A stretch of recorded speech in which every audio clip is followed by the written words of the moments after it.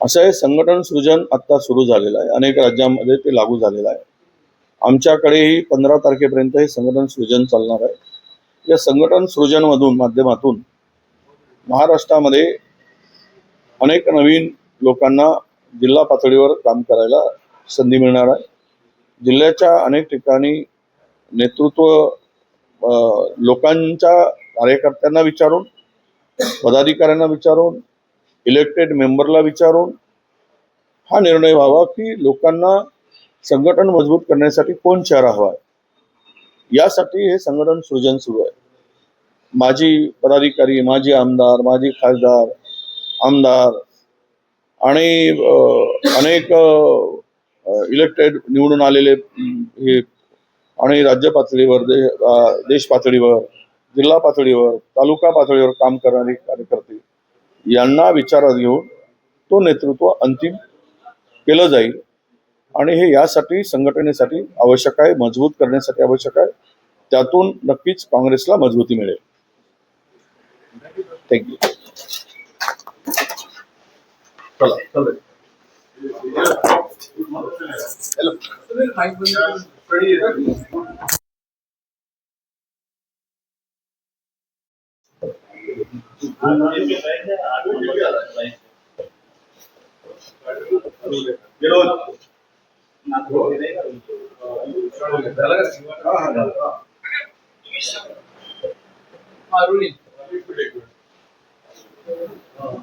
चला, 3 प्रश्नाचा चौथा नाही.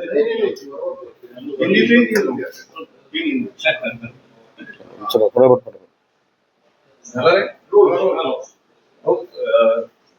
खराच्या प्रश्नावरून मोठा गदारोळ होताना अनेक नवनवीन खुलासे होते आहेत.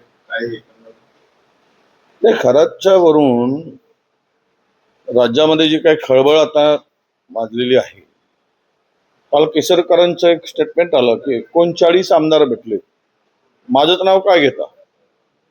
याचा अर्थ तिकडे खराच्या या काळ्या कृत्याला पांघरून घालणारे किंवा त्यांना साथ देणारे, त्यांची पूजा करणारे, त्यांच्यावर श्रद्धा ठेवून देव मानणारे, भोंदूगिरीला चालना देणारे, भोंदूगिरीला प्रोत्साहन देणारे, अंधश्रद्धेचे पायमल्ली तुडवणारे हे 39 जे कोणी आमदार आहेत किंवा मोठे उच्च पदस्थ आहेत, त्यांच्यावर जादूटोणा प्रतिबंधक कायद्याअंतर्गत गुन्हे दाखल झाले पाहिजे. कारण यांनी कायदे बनवणारे कायदे मंडळातील लोकांनी जर कायद्याच्या विरुद्ध काम केलं असेल किंवा कायद्याच्या विरुद्ध वागत असतील तर तो गुन्ह्यास पात्र आहे. आणि त्यामुळे या सर्वावर त्यातले जे सहभागी आहेत त्यांची नावं केसरकरांनी उघड केली पाहिजे. 39 जणांची यादी पब्लिश केली पाहिजेत केसरकरांनी. आणि त्या सर्वावर प्रतिबंधक म्हणजे जादूटोणा प्रतिबंधक कायद्याअंतर्गत, अंधश्रद्धा प्रतिबंधक कायद्याअंतर्गत त्यांच्यावर गुन्हे दाखल झाले पाहिजे.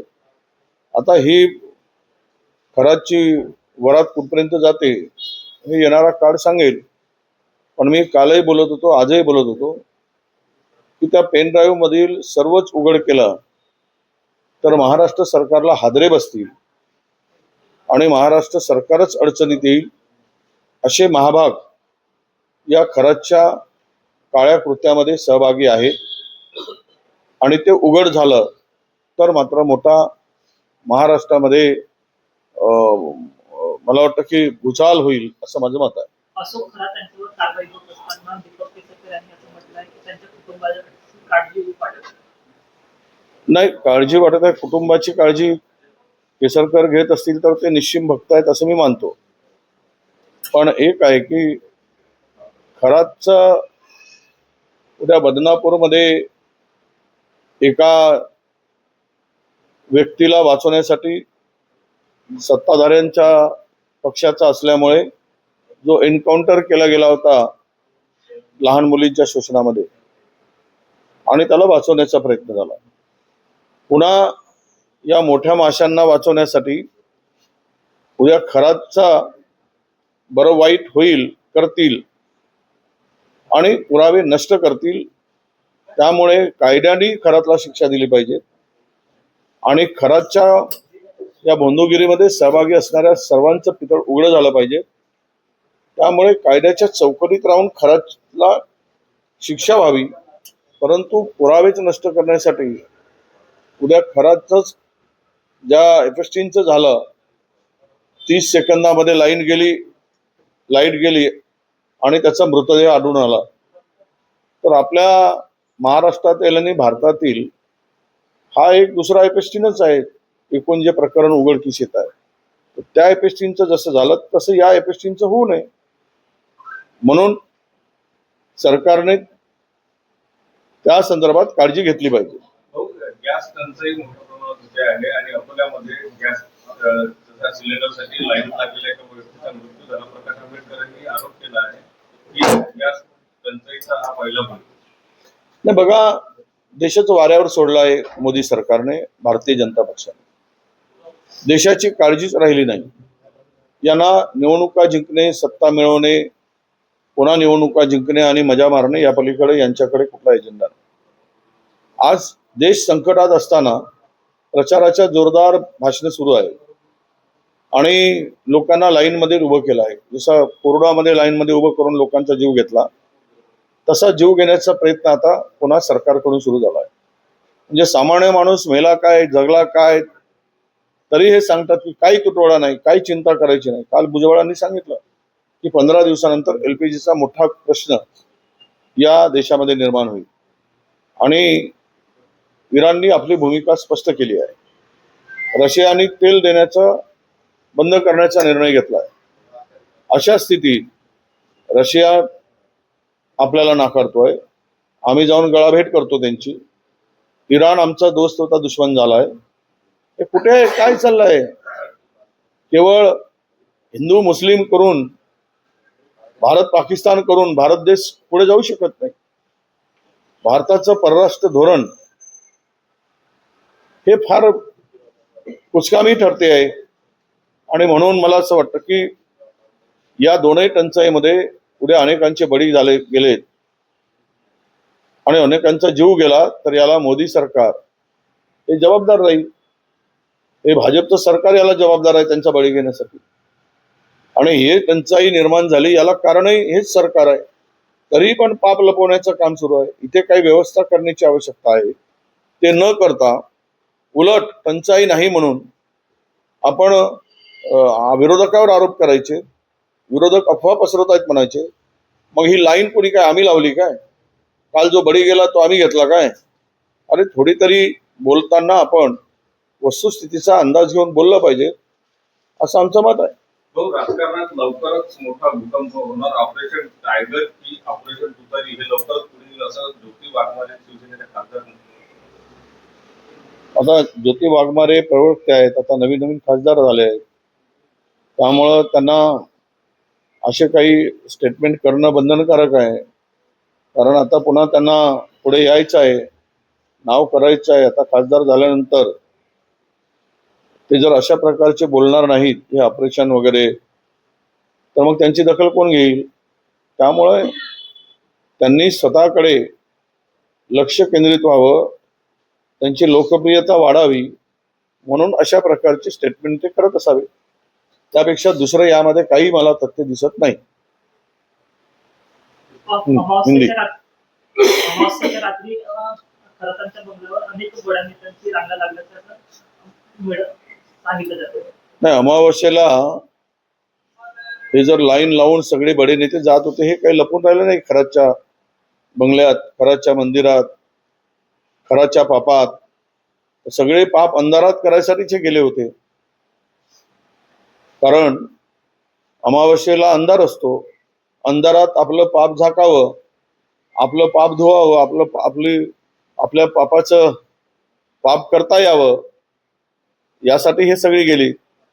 म्हणून सर्वांवर, या बौद्धगिरीवर विश्वास ठेवणारे, बौद्धगिरीला साथ देणारे जे कोणी आहेत, अधिकारी असू देत, प्रशासनातील अधिकारी असू देत, मंत्री असू देत, आमदार असू देत, या सर्वांची चौकशी झाली पाहिजे. जो भेटला त्या सर्वांची चौकशी झाली पाहिजे. म्हणून मी म्हणालो की SIT हाऊसमध्ये बोलताना SIT चौकशीतून फार काही निष्पन्न होत नाही, कारण खूप SIT चौकशी आहे. परंतु न्यायाधीशाच्या देखरेखीखाली पोलिसांनी चौकशी करावी आणि रोज चौकशीचे अपडेट लोकांच्या पुढे ठेवावे. आज चौकशीचा फारस केला, तो कुठे गेला आहे, कुठपर्यंत चौकशी गेली, कोण सापडलेत, रोजचं रोज ब्रिफिंग जनतेला दिलं पाहिजे. चौकशीमध्ये सांगितलं पाहिजे की यामध्ये कोण कोण मासे अडकत आहेत. पण ते उघड न करता झाकून ठेवून एटीसी करायचे आणि पुन्हा फाईल अहवाल तयार करून दाबून टाकायचा. अशी घटना अनेक वेळा झालेल्या आहेत. त्यामध्ये मला एकूणच या सगळ्या परिस्थितीत खरातला साथ देणाऱ्यांना, त्वरित जर सरकारची भूमिका इमानदारीची प्रामाणिकपणाची असेल तर अंधश्रद्धा कायद्याअंतर्गत यांच्यावर गुन्हे दाखल व्हावे, यांची पोलिसांनी चौकशी करावी, यांचे व्हिडिओ कॉल रेकॉर्ड घ्यावा आणि यांचा सीडीआर तपासावा. काय बोलणं झालं, कोणाशी बोलणं झालं, हे सर्व तपासणीची गरज आहे. आवश्यकता पडली तर पोलिसांनी कोणी मोठा असो छोटा असो, कायद्याच्या पुढे कोणी मोठा नाही हे दाखवून द्यावं. दोन्ही राष्ट्रवादीचे विलिनीकरणासंदर्भात पुन्हा एकदा चर्चा सुरू झालेली आहे. ज्यांना विलिनीकरण करायचं आहे त्यांनी सुनेत्रा पवार यांच्याकडे जावं असं एका बड्या नेत्यांनी म्हटलं. नाही, तर त्यांचा आता वाद संपलेला आहे किंवा संपलेला नाही यावर पडायचं नाही. पण एक आहे की राष्ट्रवादीची दोन शक्ल जी आहे ती उद्याच्या दृष्टीनं आज जी वाटचाल आहे हे फार काळ काही हे वाटचाल टिकणार नाही. भारतीय जनता पक्ष अजगर आहे, तो हळूहळू एकेकाला गिळंकृत करून टाकेल आणि सुस्तपणे भासही होऊ देणार नाही की त्याच्या पोटात गेले की नाही, तो अंदाजही घेऊ देणार नाही. कारण मला वाटतं की दक्षिण आफ्रिकेमध्ये जे काही अनाकोंडा वगैरे मोठे मोठे दिसतात, तर हे भारतीय जनता पक्ष म्हणजे अनाकोंडाचा बापच आहे. त्यांच्या जवळपास कोणी गेला तर त्याला गिळंकृत करून पोटामध्ये जिरवून टाकतील आणि लोकांना सांगतील की आम्ही कुठे खालाय, अजगराच्या पोटात गेलेलं काही दिसत नाही, तर तसे ते सांगत बसतील. पण ह्यांना गिळंकृत केल्याशिवाय हळूहळू ते थांबणार नाही. त्यामुळं या पक्षाने किती सावधगिरी बाळगावी त्यांचा प्रश्न आहे. जिस तरीके से